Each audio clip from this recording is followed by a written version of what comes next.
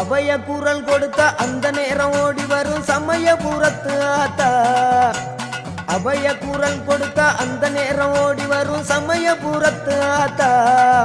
அம்மா அருள்மிகு சன்னதிக்கு ஒரு முறை வந்தாலே துன்பமெல்லாம் பறந்துடுங்க ஆத்தா.